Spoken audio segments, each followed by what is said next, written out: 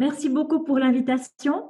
Merci de me donner la parole aujourd'hui pour parler de cette situation un peu particulière qu'on est en train de vivre tous, hein, qui est à la fois inédite, brutale, inopinée, à laquelle on doit faire face, mais qui présente des avantages, des opportunités de formation, de développement, de nouvelles compétences, notamment dans la digitalisation. Je suis contente de reconnaître parmi vos membres des personnes que je connais, que je respecte, notamment mon homonyme du monde. On n'a pas de lien de parenté, mais c'est vraiment quelqu'un dont je respecte le travail, Monsieur Bess, entre autres, et je vous remercie vraiment de m'accueillir aujourd'hui ici. Alors, formée à distance dans l'urgence, je commencerai peut-être par faire un petit clin d'œil à mon podcast, puisque c'est le seul endroit où vraiment j'en parle ici, Pédagoscope. Pédagoscope, c'était l'idée de finalement l'année dernière, je voulais écrire un livre et je me suis dit, j'ai écrit un livre en 2016 sur la pédagogie inversée, qui maintenant fait un tabac parce que ça correspond à un format pédagogique qui est utile en ce moment. Mais je me suis dit, finalement, lire un livre, ça reste quelque chose de très long à faire et puis finalement, qui touche pas autant de monde que ça. Et les livres en pédagogie, c'est presque pour des initiés parce que c'est un peu compliqué. Et je me suis dit, mais quoi faire pour que ce soit un format plus flexible, plus léger et qui soit adaptatif comme ça en cours de route. Et c'est là que m'est venue l'idée d'un podcast. Alors, pourquoi un podcast audio? Parce que j'ai aussi fait des vidéos, mais ça demande tellement plus de temps que pour moi, un épisode hebdomadaire de vidéo, c'est juste impossible. Par contre, un épisode audio, avec tout ce que je fais à côté, j'arrive encore à le caser, mais pas plus que ça. C'est quand même un demi-jour de travail par semaine. Alors, cette semaine, par exemple, l'épisode porte sur augmenter la proximité en dépit de la distance. Hein, comment on peut, dans ces situations où finalement on est loin les uns des autres, arriver à créer des liens, des connexions et puis à découvrir les gens différemment. Moi, je me suis jamais sentie aussi proche de mes étudiants qu'en ce moment, en fait. Pourquoi? Parce que grâce à des outils qui nous ont été proposés à la HECSO où j'enseigne, eh bien, on peut facilement avoir des moments synchrones avec les étudiants et des moments asynchrones sur la plateforme Moodle. Comme M. Caron l'a présenté, je le remercie au passage. Il a cité M. Lebrun, qui est un de mes bons amis avec qui je travaille beaucoup aussi. Merci de l'avoir cité. C'est vraiment quelqu'un qui a fait avancer les choses avec tout ce qui est hybridation. Hein. Par hybridation, on entend vraiment des dispositifs de formation où il y a une partie à distance et une partie en présence.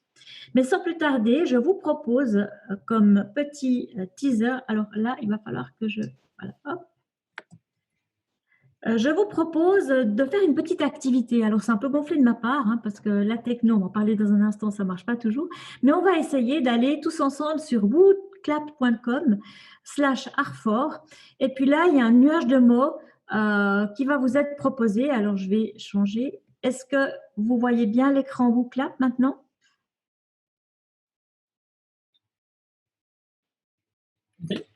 Oui, merci beaucoup. Oui. Donc, comment vous sentez-vous aujourd'hui en tant que formateur ou formatrice en un mot, mais vous pouvez dire plusieurs fois un mot si on veut bien, dans la situation actuelle, parce que pour vous, évidemment, si vous aviez l'habitude de vous retrouver en présentiel avec les personnes que vous formiez, eh bien, c'est un changement radical, c'est un changement difficile, seul, hein, ça bouscule. Voilà, c'est de la régénération, c'est une opportunité vide, curieux, reposé, créatif. Euh, on va attendre encore quelques mots.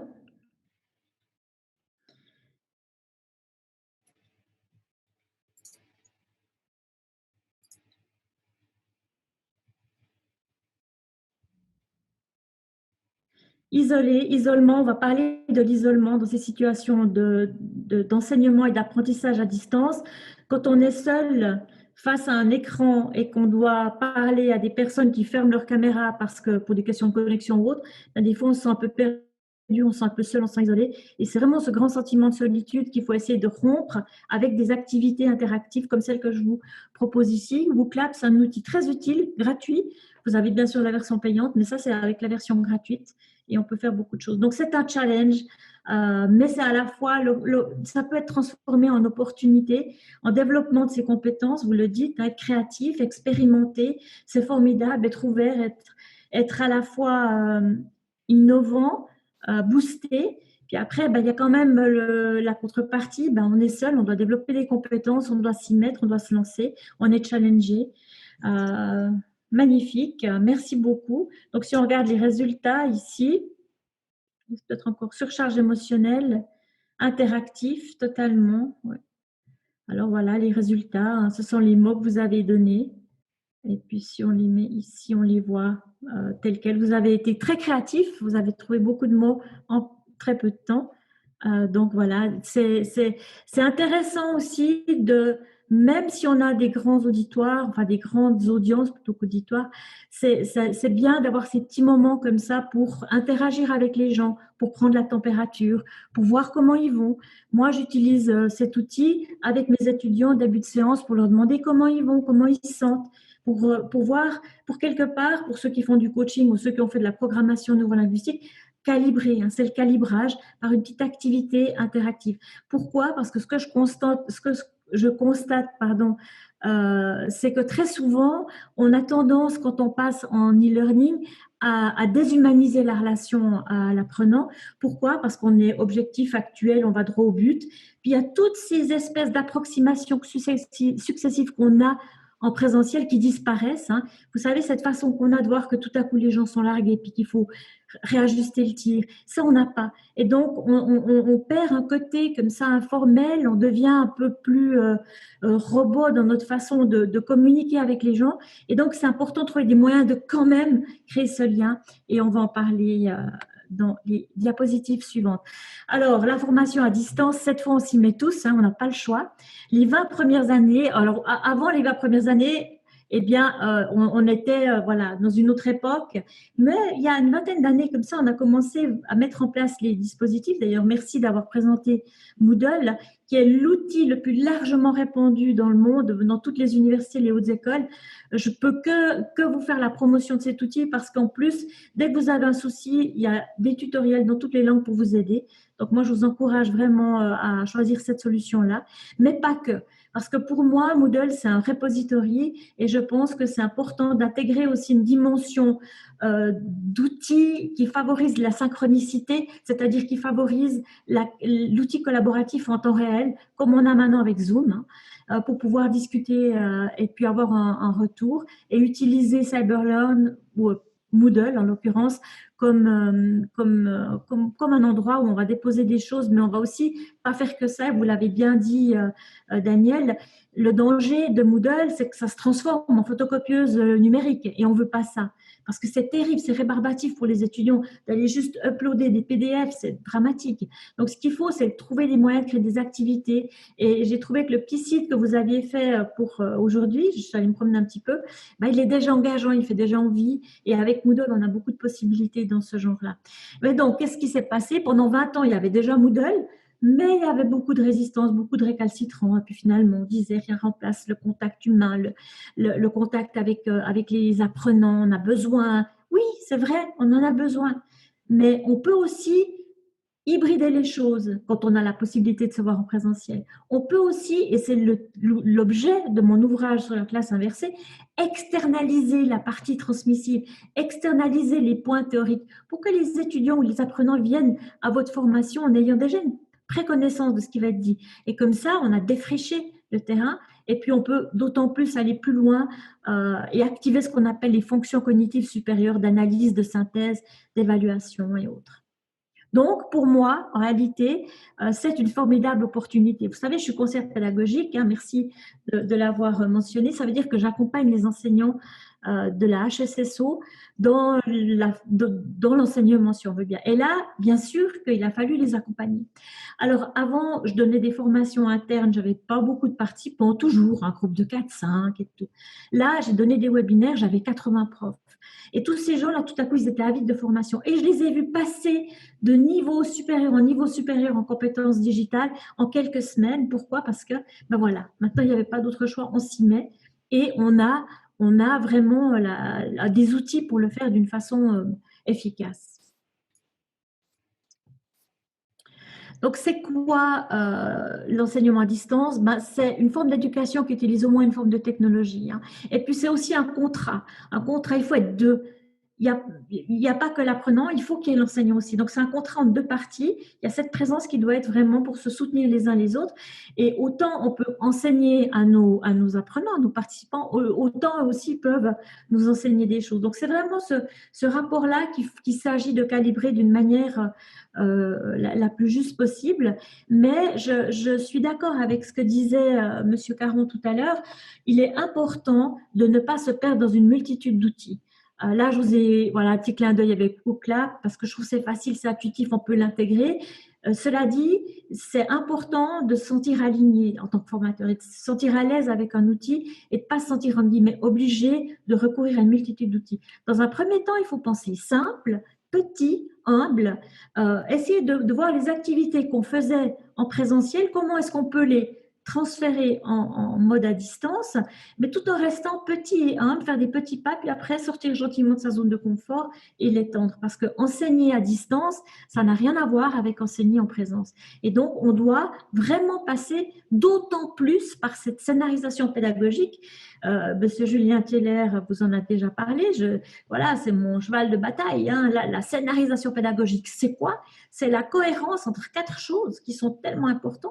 C'est de savoir quels sont les objectifs que je veux atteindre dans cette formation, avec quel contenu, quelle stratégie d'enseignement je vais utiliser pour être sûr que les contenus arrivent à destination et que les objectifs soient atteints, et comment je vais aller évaluer ça. Et c'est la cohérence entre ces quatre piliers qui va créer l'expérience d'apprentissage. Et moi, ce que je vois, c'est que, puisque j'accompagne plein de profs, je vois que ceux qui avaient l'habitude de scénariser en présentiel, eh bien, à distance, ils n'ont aucun problème. Et ceux qui étaient plutôt en mode improvisation, peut-être parce qu'ils étaient aussi charismatiques en présentiel, puis jouaient là-dessus, bah, tout à coup, à distance, ils sont paumés.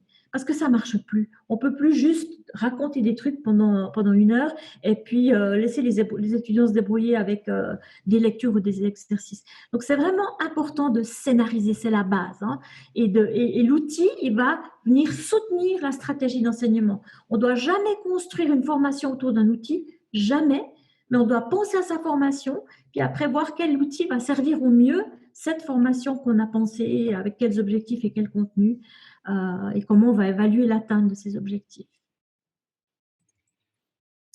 Donc, en ligne, vous l'avez déjà plus ou moins mentionné, j'écoutais les feedbacks, donc vous avez parlé des interactions. Il y a 4 formes d'interactions et on les sous-entend, on les sous-estime parfois un petit peu. Il y a une interaction avec le contenu, hein, ce qu'on va vous mettre à disposition. En tant qu'apprenant, votre enseignant, votre formateur va vous mettre à disposition des choses sur Moodle, par exemple. Ça, c'est le contenu. Et puis après, il y a les interactions qu'il va y avoir entre les apprenants. Hein, et ça, c'est un niveau qui est souvent occulté par les enseignants et les formateurs, mais vous l'avez très bien mis en place dans l'étape précédente, puisque vous avez créé des sous-groupes où les gens travaillaient ensemble, donc ils étaient dans l'interaction entre apprenants. Puis après, bien sûr, il y a les interactions entre le formateur, l'intervenant et les participants.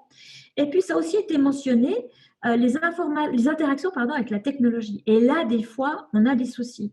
Quand tout à coup, la connexion est mauvaise, quand tout à coup, un étudiant a une webcam qui ne fonctionne pas et puis on aimerait le voir pour un examen oral, par exemple, ou pour une discussion. Ça, ce sont des limitations qui font que tout à coup, eh bien, on a des problèmes qui nous échappent. Donc, il y a aussi des interactions qui ne dépendent pas du formateur et ça, il faut en avoir conscience. Donc, si on regarde au niveau des contenus, ben, c'est quelles ressources vous allez mettre à disposition, quels contenus, quelles activités, et comment l'apprenant il va accéder à ces contenus. Ça, c'est important. Moi, j'ai envie de vous dire, là, j'entendais le débat que vous aviez entre est-ce que ça vaut la peine d'utiliser Moodle pour une formation ponctuelle d'une fois. Moi, je dirais que personnellement, je ne le fais pas. Personnellement, j'utilise plutôt des outils qui me permettent, comme Microsoft Teams, d'avoir à la fois un endroit où je peux placer des fichiers, puis un endroit où je peux être en mode synchrone avec les personnes. Dès que je passe à plus d'une rencontre, là, je vais plutôt en effet utiliser Moodle parce que ça demande quand même une petite acquisition de l'outil. Maintenant, si vous avez affaire à des formations qui ont lieu dans le cadre d'un cursus qui est plus important, dans lequel d'autres formateurs recourent à Moodle et que les participants sont habitués à utiliser Moodle, là, je recommanderais l'utilisation de Moodle. Mais c'est important de faciliter l'accès, si on veut bien, au contenu. Et c'est important d'avoir à l'esprit, je crois que ça a été dit, que quand on enseigne à distance, eh bien, on doit réviser ses objectifs à la baisse. On ne peut pas enseigner de la même matière autant de contenu, autant d'activités qu'on ne le ferait en présence. Et ça, c'est l'erreur dans laquelle la plupart des formateurs ou des enseignants tombent en se disant, ben voilà, je vais transposer ce que je faisais, parce qu'on va arriver au même objectif fin juin, mettons. C'est malheureusement pas possible. On doit davantage identifier, isoler les concepts clés, les choses qu'on veut absolument que les apprenants intègrent. Et puis, on doit surtout prendre les participants, les apprenants, main dans la main pour les conduire vers les activités. On doit vraiment expliciter davantage ce qui est attendu, comment ça fonctionne, à quel moment, des délais, etc. Il faut vraiment expliciter chaque chose, ce qu'on n'a pas besoin de faire lorsqu'on est en présentiel, puisque, comme je le disais précédemment, on a cette capacité d'approximation successive où on peut réguler les choses dans le présentiel, là, dans l'instant, hein, dans la zone de discussion. Les interactions apprenant-enseignant, eh bien évidemment, il y a deux modes. Il y a soit en mode synchrone, comme on le fait maintenant, soit en mode asynchrone, comme Daniel Caron l'a fait à distance sur Moodle avant le cours. Hein. Il y a vraiment, voilà. Mais ça aussi, ça doit être scénarisé. On ne doit pas tout à coup improviser. C'est important de savoir ce qu'on va faire en présence en mode synchrone en même temps. Donc, ouais, synchrone, ça veut dire en même temps, et asynchrone à distance. Donc, et ce qu'on va mettre comme interaction à distance, puis surtout si on va communiquer en mode one-to-one, un enseignant, un formateur, un apprenant, ou alors avec un groupe individuel, donc collectif, plutôt ou l'un ou l'autre. Alors, dans les interactions entre les apprenants, là aussi, vous avez vécu dans l'heure qui précédait des interactions entre vous en mode synchrone. On peut très bien imaginer sur Moodle que dans un forum, par exemple, vous interagissiez de manière asynchrone. Ça veut dire que quelqu'un poserait une question et d'autres participants viendraient avec des ressources ou des réponses aux questions, mais pas forcément en même temps, hein, à un moment décalé, parce que le forum permet cette fonctionnalité d'approche en mode asynchrone.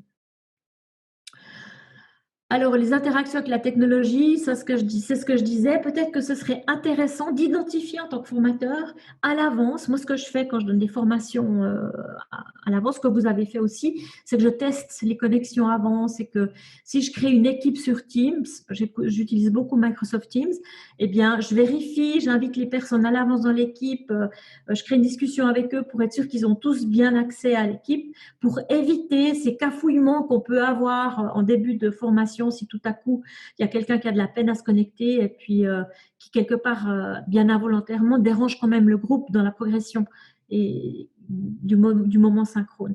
Donc voilà, savoir quelles sont les aides qu'on peut apporter. Est-ce qu'il y a un service informatique dans l'entreprise qui vous mandate pour donner une formation, par exemple? Est-ce qu'eux, ils peuvent éventuellement assurer un suivi ou un soutien en cas de problème? C'est des choses à identifier avant. Donc, si on pense à ces interactions et qu'on les articule efficacement autour de la présence, on peut provoquer ce qu'on appelle un enseignement réflexif, hein, c'est-à-dire que dans les moments qu'on a où on va solliciter les apprenants à faire quelque chose, on va les amener à réfléchir, on va les amener à quelque part sortir de leur zone de confort pour qu'ils aient des moments où ils aillent un peu plus loin. On va les challenger intellectuellement pour leur faire aussi ancrer les connaissances et pour les engager dans l'apprentissage. Puis on va assurer une présence sociale. Lorsqu'on est dans l'enseignement à distance, il y a 3 types de présence. Il y a la présence enseignante, donc ce que l'enseignant va finalement apporter, mettre à disposition, construire comme dispositif sur Moodle ou autre, créer comme scénarisation pédagogique.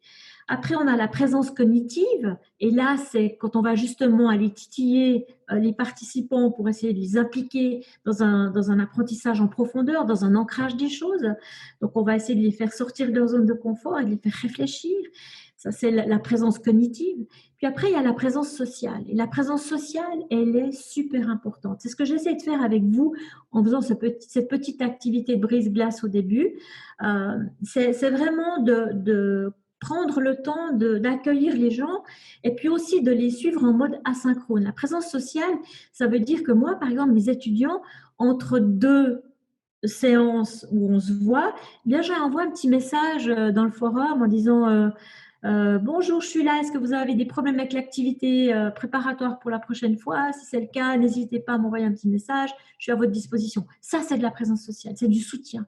C'est une sorte de soutien affectif. Or, la dimension socio-affective, elle intervient énormément dans l'apprentissage. Ce qui veut dire que comme on a tendance, quand on passe en mode enseignement ou formation à distance, à quelque part aller directement à l'essentiel, à perdre ce côté informel de la relation qu'on aurait en présentiel, eh bien, il faut compenser ça par des petites actions pour finalement encourager les personnes qui suivent la formation à se sentir reconnues, se sentir écoutées, se sentir soutenues dans leur apprentissage et dans leur progression. Parce que ça va participer aussi à la création d'une communauté. La communauté, le sentiment d'appartenir à une communauté, là, vous êtes une communauté, clairement. Vous vous connaissez, vous avez déjà fait des tas de choses ensemble, il y a peut-être des nouveaux, il y a peut-être des anciens, mais on sent qu'il y a déjà une culture de l'art fort et qu'il y a déjà une communauté qui a été créée. Eh bien, c'est le but, c'est de créer ce genre de lien qui peuvent finalement permettre aussi, lorsque l'enseignant n'est pas là, à la communauté de fonctionner dans des activités qu'on leur donnerait à faire en mode asynchrone, par exemple. Et ça va participer à ce qu'on cherche à faire, c'est-à-dire une satisfaction chez l'apprenant, puis surtout une progression. Ça veut dire vraiment l'amener à développer un apprentissage de qualité.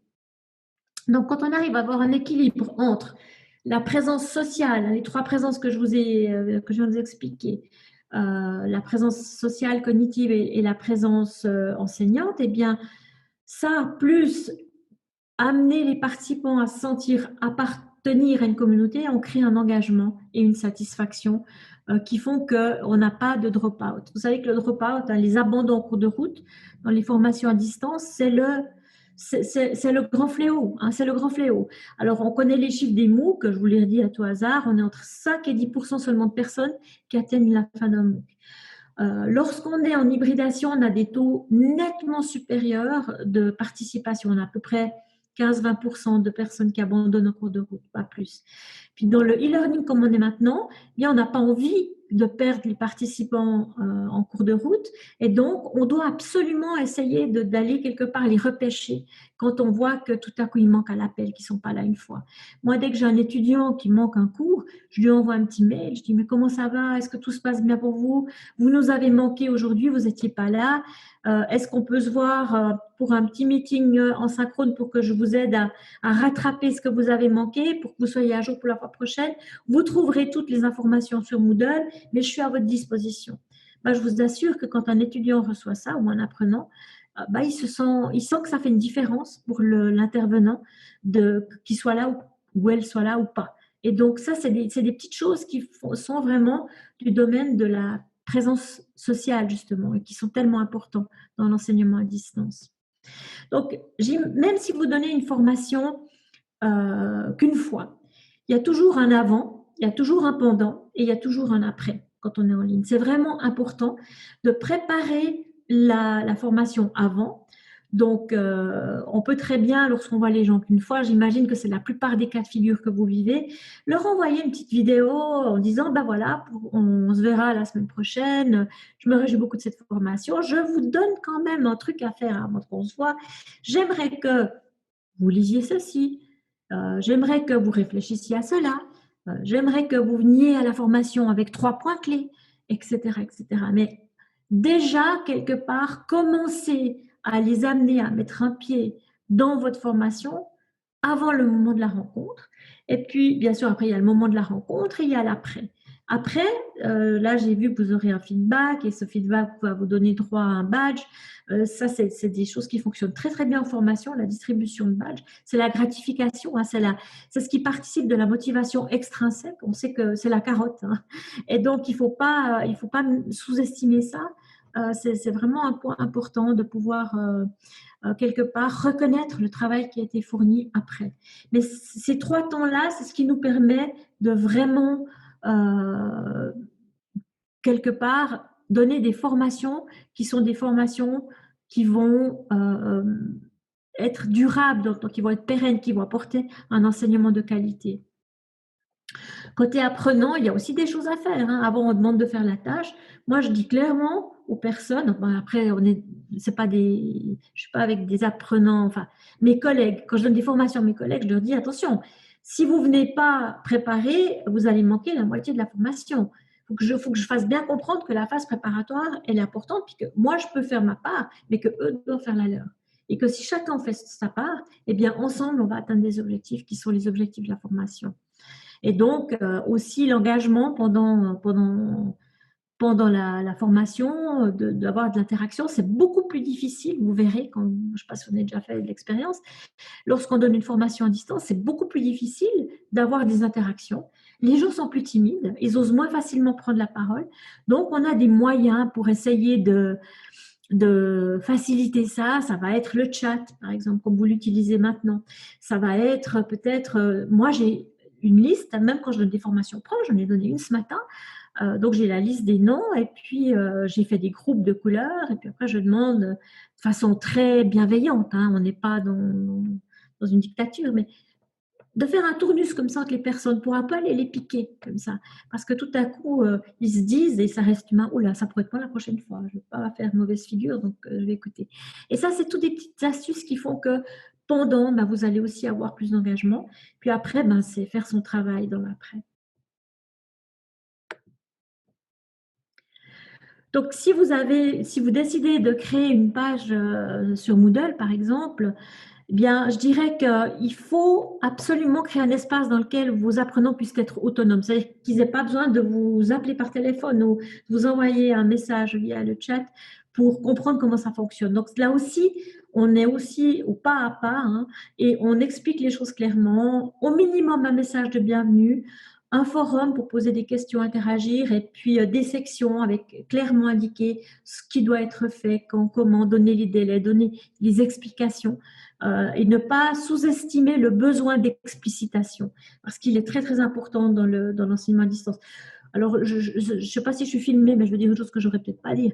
Mais moi, j'ai l'impression que quand on passe à l'enseignement à distance, ben, il y a deux événements que j'ai observés. Il y a une forme de régression dans la capacité intellectuelle au niveau de l'organisation du travail. C'est pour ça qu'on doit vraiment conduire les gens parce qu'ils sont des fois un peu perdus dans des choses assez simples. Et en tout cas, au début, pour les habituer, on doit vraiment les conduire, les rendre autonomes, les aider, les guider dans cet apprentissage.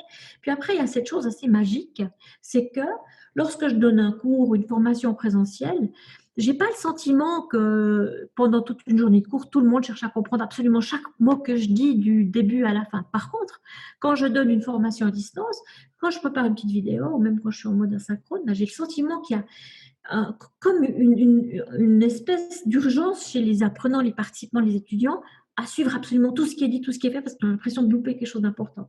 Donc ça, c'est un point sur lequel on peut capitaliser pour essayer d'optimiser nos formations. Euh, voilà, moi je pense qu'on ne peut pas se contenter que d'avoir un repository comme Moodle où on va déposer des choses, même si on a des vidéos, j'entendais parler de vidéos H5P, vous savez, ces vidéos interactives, même si on a des choses comme ça, il n'y a rien qui remplace le petit moment de questions-réponses, par exemple. Avec un outil comme on a maintenant Zoom, ou comme, maintenant il y a des nouveaux outils qui apparaissent sur le marché. Il y a Google Meet qui est bientôt actif. Il y aura Facebook Rooms qui va être lancé bientôt. Tout le monde a compris l'importance de ces outils de visioconférence dans la crise actuelle. Donc tout le monde s'acharne à faire des produits extraordinaires. Microsoft Teams améliore ses prestations. Donc il y a vraiment des outils à disposition gratuitement qu'on peut utiliser pour ces moments synchrones, qu'il faut soigneusement préparer quand même, parce que, sauf si c'est un forum interactif questions-réponses, mais si vous avez prévu une activité comme celle que je vous présente maintenant, ça vaut la peine de la scénariser en amont. Puis être présent. être présent, ça veut dire se mettre en scène. Alors, je sais que nous, les formateurs, les enseignants, on n'aime pas trop se mettre en scène, mais c'est super important qu'on voit votre visage. Et même si vous faites des petites capsules vidéo que vous envoyez à vos apprenants avant le cours, par exemple, s'il vous plaît, mettez-vous en scène. Même si c'est une petite vignette dans un carré en bas à droite, mettez-vous en scène. Pourquoi? Parce que même si nous, on n'aime pas se voir, eux, nos apprenants, ils aiment ça. Et ça crée un lien de proximité. Ça crée une sorte de présence qui participe à cette expérience d'apprentissage. Donc, vous voyez en bas, là, Welcome to Remote Learning. Voilà, premier jour de cours. En une semaine, on a passé 900 cours en mode à distance à la HEGPD. Je me suis dit, ouais, il faut que je les accueille, quoi. Donc, j'ai fait, ça c'est un cours d'anglais que je donne à des étudiants première année bachelor.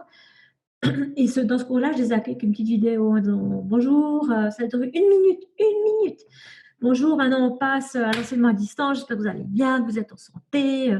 Je suis content, je me réjouis de cette nouvelle aventure avec vous. Alors vous vous souvenez, on va mettre en application les 3 R du Dalai Lama. Vous vous souvenez lesquels? Allez, je les rappelle. Respect de soi, respect des autres, responsabilité pour chacun de ses actes, ses paroles. Ça va être la même chose. Et puis alors, à bientôt sur Teams. Voilà, c'est une minute, c'est ça. Et c'est le chapeau de mon cours et ça change tout parce qu'il y a déjà cette espèce de proximité, de présence sociale qui est créée.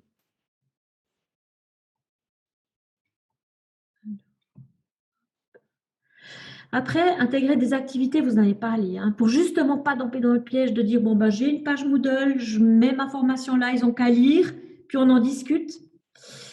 Non, ça ne va pas fonctionner comme ça. Il faut scénariser des activités. Pour scénariser des activités, moi, je les vois à 4 niveaux. Je vois le premier niveau, si vous faites une formation, donnez un petit moment de pause réflexive individuelle en disant, ben voilà, là, je vous ai parlé, par exemple, je vous ai parlé de quelque chose de très important. Je vous donne 2 minutes pour que vous fassiez une petite synthèse de 2 lignes sur ce que vous avez retenu de ce qui est important. Et vous donnez vraiment 2 minutes chrono en minutant avec votre téléphone s'il faut, pour être vraiment sûr que vous attendez les 2 minutes, parce que si vous ne minutez pas, vous attendez jamais. Hein. J'ai fait suffisamment d'observations de formation ou de cours pour voir qu'on perd la notion du temps dès qu'on est formateur ou enseignant. Donc, il faut vraiment minuter, mais laissez ces 2 minutes. Puis après, vous dites, maintenant, vous pouvez créer les groupes avec Zoom, avec Teams, c'est facile, hein, de dire, voilà, vous allez travailler en paire, alors vous avez à l'avance créé vos pairs, et puis vous dites, comparez les résultats. Puis après, l'intérêt de cette manière de faire, de donner, ça vient d'une stratégie qui est vieille comme le monde, qui s'appelle Think, Pair, Share, penser, comparer, partager. D'abord, on est seul à réfléchir à son truc, on le pose, 1 minute ou 2, après on discute avec une personne, ou éventuellement en groupe, hein, comme vous voyez, c'est le niveau 3, en groupe. Et là, tout à coup, les personnes timides, les personnes introverties, les personnes qui d'habitude ne prennent jamais la parole, elles prennent la parole parce que c'est sécurisant. Il y a peu de monde, on est en participant, on est au même niveau, puis on a moins peur de s'exprimer. Et donc là, tout à coup, on peut dire ce qu'on a. Et puis aussi parce que les introvertis, j'ai pas l'air, mais je suis 100% introvertie. Quand j'étais à l'Uni, aucun prof n'a jamais entendu ma voix en amphithéâtre, jamais. Pourquoi? Parce qu'en bonne introvertie que je suis, je me suis soignée depuis, et c'est pour ça que j'arrive à paraître extravertie, mais je réfléchissais à ce que je voulais dire, et un introverti ne parle jamais comme ça spontanément, il réfléchit toujours 3 fois, puis avant que je sois prête à le dire, il s'écoule un moment, et le train était déjà loin quand tout à coup j'aurais pu dire ce que j'avais à dire. Donc finalement, j'étais toujours un peu décalée, donc je ne parlais pas parce que j'avais peur de dire une bêtise si je ne préparais pas ce que j'allais dire. Ça, c'est typiquement des comportements, et la moitié de la population est introvertie, hein. C'est typiquement des comportements qu'on peut casser en créant justement cette petite bulle individuelle, après petit groupe, et puis après, ok, Zoom, on est tous ensemble, on fait une synthèse. Ça, c'est une stratégie qui est importante et qui n'est pas difficile à mettre en place. Demander du feedback, expliciter, informer, faire des sondages. C'est très facile de faire des quiz avec Moodle. Et donc, voilà, faire un petit quiz en cours de formation pour monitorer, réguler aussi, voir que tout à coup, tiens, je pensais que le point évoqué à la question 4, c'était un point qui était facile, puis je vois qu'ils ont, les 3 quarts ont fait faux, et je vais revenir là-dessus la prochaine fois. Ça permet de garder comme ça une régulation de l'enseignement et de l'apprentissage au plus juste de ce qui est attendu pour atteindre les objectifs. Ce qu'on ne fait pas forcément quand on est dans une formation en présence. Et là, on a des outils tout à coup qui nous permettent de réguler d'une façon finalement beaucoup plus simple et beaucoup plus efficace et beaucoup plus efficiente, en fait, la progression des apprentissages. Et l'outil de progression sur Moodle est très bien. Stratégie de discussion, pour encourager les discussions dans les groupes, moi j'aime bien, je vous donne juste en passant cet outil qui s'appelle Manic, de Curry and Cook. C'est vraiment, le Manic, c'est l'acronyme de Most Important. Qu'est-ce que vous avez trouvé de plus important dans ce qui a été dit? Agreed. Qu'est-ce que vous avez, avec quoi est-ce que vous êtes d'accord? Avec quoi est-ce que vous n'êtes pas d'accord? Qu'est-ce que vous avez trouvé intéressant ou difficile, qui vous pose problème, qui vous confusing, qui vous amène de la confusion? Et simplement, si vous, voilà, pour créer des discussions dans les sous-groupes, peut-être utiliser ça si vous avez envie d'une petite stratégie toute simple qui fonctionne très bien. Et rendre la formation, le cours que vous avez donné, signifiant, bien sûr, parce que c'est très facile de décrocher quand on est en e-learning. Et donc, plus on voit le sens dans l'apprentissage à faire, plus on va adhérer à la démarche et plus on va finalement s'investir, s'engager. Donc, il faut créer un contenu qui soit en lien avec... moi, j'aime bien, bon, là, je parle de vie professionnelle future, mais j'imagine vie professionnelle actuelle aussi, mais de vraiment rendre la formation signifiante et créer des contenus qui soient différents, qui soient actifs, utiliser les outils pour l'interactivité. Le temps passe. J'arrive à la conclusion de mes références. Et je pense que le temps des questions est venu. Mais François, vous avez oublié d'enclencher votre micro.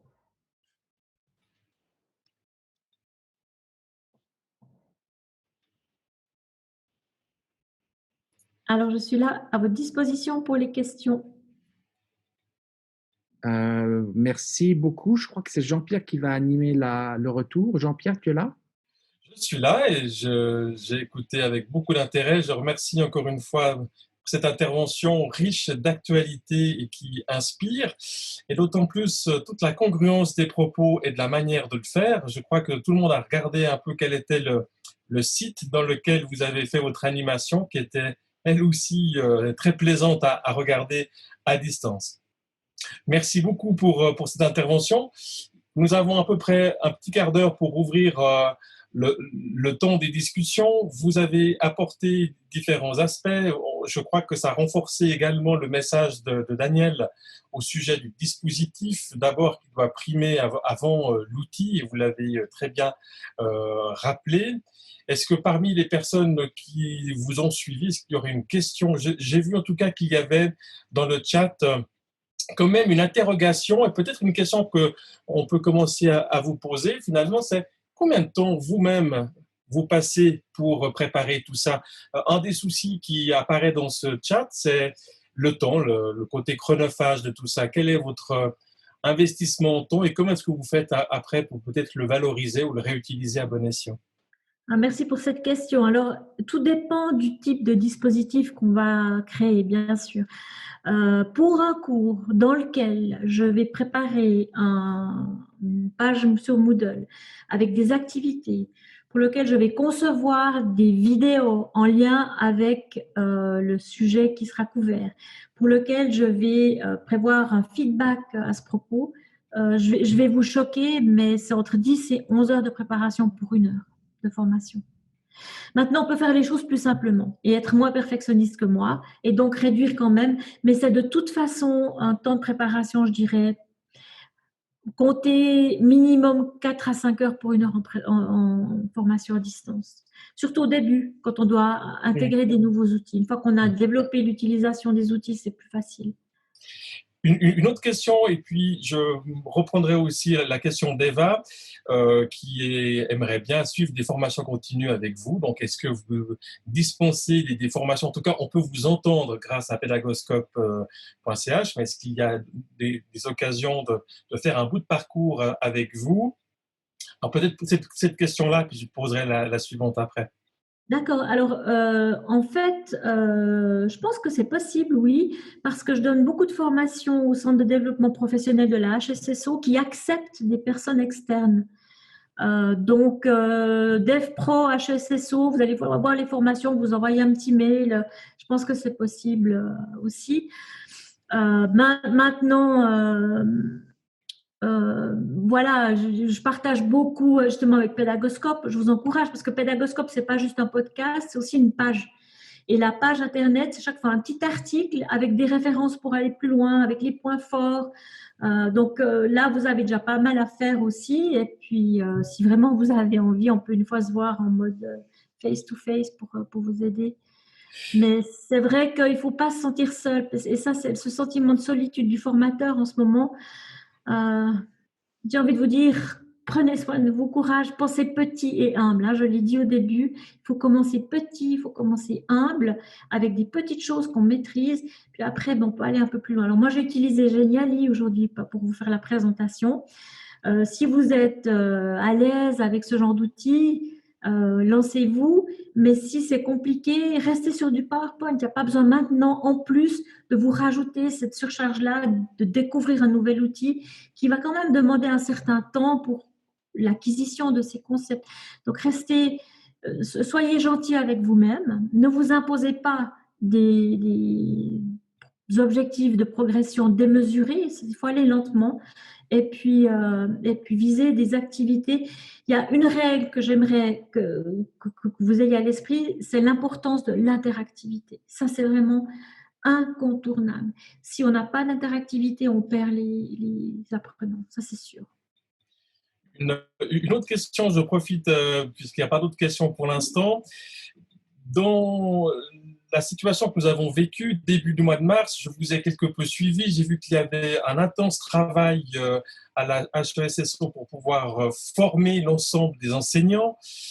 Quels ont été les freins ou à quoi avez-vous dû faire face, outre l'aspect technique, mais quels ont été peut-être les freins sur lesquels vous avez dû faire attention ou peut-être prendre plus de temps que prévu par rapport alors, aux enseignants et puis probablement aux participants? Quel accueil finalement ce changement a eu si rapidement? C'est une très bonne question parce qu'en effet, il y avait des freins ou des obstacles. Et ce qu'on a commencé par faire, on était une équipe pédagogique, on était 3. On a commencé par identifier les niveaux de compétences digitales et on en a identifié 5. Alors, les niveaux 4 et 5, voilà, je vous passe les détails, mais c'est les niveaux expertise autonome. Niveau 3, c'est des personnes qui ont déjà un peu utilisé Moodle, mais voilà, mais enfin qui savent ce que c'est, qui savent comment ça fonctionne par exemple, mais pas beaucoup plus. Niveau 2, ce sont des personnes qui n'ont jamais vraiment utilisé parce qu'elles étaient dans des formations de type humaniste, hein, où on est dans le rapport à l'autre, on est dans le partage en direct, où on n'a pas besoin finalement de la technologie. Et c'est des personnes qui avaient zéro ou très peu de compétences digitales, mais qui avaient peut-être déjà des ressources. Et puis le niveau 1, c'est les personnes qui n'avaient pas de compétences digitales, pas de ressources, pas d'habitude, mais envie. Et le niveau 0, c'est les gens qui avaient rien du tout, mais qui n'avaient pas envie. D'accord? Donc, qui étaient résistants, mais c'est par peur. C'est souvent par peur. Je suis prof d'informatique ou de physique. Je suis un expert renommé dans mon domaine. Et puis là, tout à coup, je suis un débutant. Mais alors, débutant, plutôt que de risquer d'être débutant, j'essaie d'éluder la question, puis dire que le système ne va pas et puis que j'envoie par email une fois par semaine les chapitres à lire. Donc voilà le genre de choses, de résistance auxquelles on a eu affaire. Il n'y en a pas eu beaucoup, mais il y a quand même un certain nombre de personnes. On ne les a pas lâchés. On leur a téléphoné. Genre, là, on va vous aider. Je me souviens qu'une fois, un dimanche matin, une semaine après la fermeture des cours, une semaine, j'ai appelé une personne et pas à pas, son ordinateur était trop vieux. Elle a allé utiliser l'ordinateur de son enfant. Ensemble, on a configuré au téléphone et finalement, on a pu se voir. Et tout à coup, elle était toute contente parce que je l'avais aidée finalement à dépasser cette barrière. Et je crois que c'est vrai que des fois, les résistances, elles sont liées aux peurs et je peux les comprendre. En plus, tout ça, dans un contexte environnant très anxiogène, très stressant, on est peut-être à risque, on a peut-être des proches à risque. Et puis en plus, on doit se mettre en danger dans des nouvelles façons de former, d'éduquer qu'on ne maîtrise pas. Et puis en plus, on se donne en pâture parce que ça peut être enregistré, diffusé, Dieu sait où. Tout ça, ça fait que ça participe quand même à la difficulté de passer en mode à distance. Après, on se rend compte qu'on peut gérer les choses gentiment et puis on peut quand même fonctionner plutôt bien. Et quels ont été les retours des participants? Est-ce que vous avez aussi vécu ces différents niveaux? Brièvement, quels ont été les premiers Alors, constats? ce qu'on a fait, on a fait une enquête auprès des étudiants et on a eu 60% de réponses en 3 jours et les retours étaient très positifs. La plupart, plus de 80% des étudiants disaient qu'ils se sentaient bien pour 2 raisons principales. C'est qu'ils pouvaient davantage apprendre à leur rythme et qu'ils perdaient moins de temps dans les transports en commun. Et moi, je vous dis que suite à ça, on est dans un changement de paradigme pour les formations, hein. Je pense qu'on ne pourra plus revenir à ce qu'on faisait avant. Je lisais encore des articles tout à l'heure.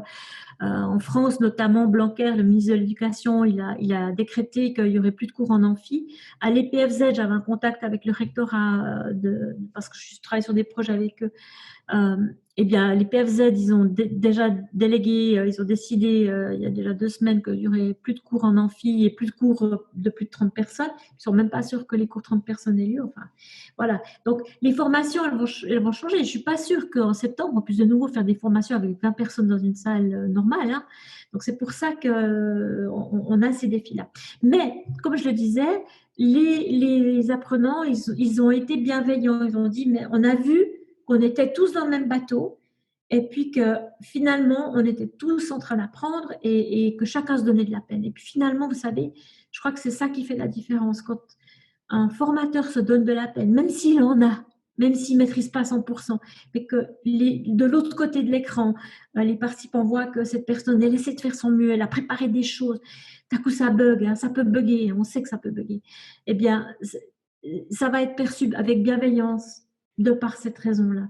Donc, plutôt un accueil positif en général. Et chez les enseignants, j'ai jamais reçu, ça fait 20 ans que je suis conseillère pédagogique, j'ai jamais reçu autant de remerciements, j'ai jamais reçu autant de mails, autant de retours positifs que depuis ces quelques dernières semaines, parce que les gens sont dans la gratitude quand on peut les aider. Donc, beaucoup de positifs quand même dans tout ça. Et j'ai pu voir des collègues, vous savez, que je n'arrivais pas à voir parce qu'ils ne venaient pas à mes formations. Et puis, voilà, je les croisais, je n'arrivais pas à boire un café avec eux. Là, tout à coup, je les avais en ligne pendant un moment. Bien, un grand merci en tout cas pour vos partages. Chacune a à la disposition de son Zoom un bouton qui s'appelle réaction. Alors on va faire quelque chose de nouveau. On va applaudir de façon digitale. Je vous invite à cliquer sur le petit bouton d'applaudissement. Un grand merci à vous, Madame Dumont, du temps que vous nous avez consacré. Voilà, vous avez une pluie d'applaudissements. On peut le faire aussi, mais on n'entend pas avec les micros coupés. Un tout grand merci. C'est riche d'enseignements pour nous, formatrices, formateurs.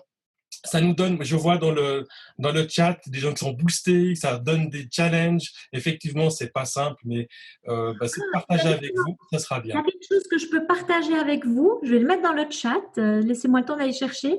Alors, c'est finalement c'est l'espace Moodle que j'ai créé avec mon collègue, dans lequel on a mis plein de ressources et dans lequel on a défini les niveaux. Donc, comme je l'ai rendu public, je vais vous mettre le lien. Comme ça va vous permettre d'aller voir un petit peu ce qu'il y Merci. a. Et ce lien, je crois que nous l'avions déjà mis dans le Padlet, mais volontiers pour les personnes qui le D'accord. découvrent. Mais c'est très bien, c'est parfait. En tout cas, voilà, belle preuve de partage et d'échange. Donc, penser, comparer, partager. Voici en tout cas 3 éléments. Il y avait juste une personne qui demandait quelles étaient les références ou où est-ce qu'on peut trouver les éléments en lien avec les 5 niveaux. Peut-on trouver la définition des 5 niveaux quelque part? Oui, alors ces 5 niveaux, c'est pas dans la littérature, c'est Ariane Dumont, hein. Ben voilà. Et vous allez trouver, c'est moi qui les ai. Alors, je me suis inspirée de choses que j'avais lues, mais c'est Okay. moi qui, à partir de ma population de profs, j'ai identifié ça aussi à l'aide d'un sondage qu'on a fait auprès des profs tout de suite, hein, les premiers jours. On a fait un sondage et puis on a recueilli beaucoup d'informations avec ça. Et vous les trouvez, ces 5 niveaux, sur le lien que je vous ai donné. Voilà. Mais c'est vrai que je pourrais écrire un article là-dessus parce que je fais aussi de la recherche et il y aura des choses à dire à ce niveau-là. Alors, on se réjouit de vous lire. En tout cas, un grand merci. Je redonne la parole à François Aubert pour la clôture de cet Art for Zoom, en remerciant les 44 personnes connectées et qui vous ont écouté avec beaucoup d'intérêt. On peut vous retrouver sur LinkedIn, on peut vous retrouver sur la page pédagoscope.ch. Vous êtes un nom connu dans le domaine de la formation et encore une fois, un grand merci de nous avoir accordé de votre temps. François.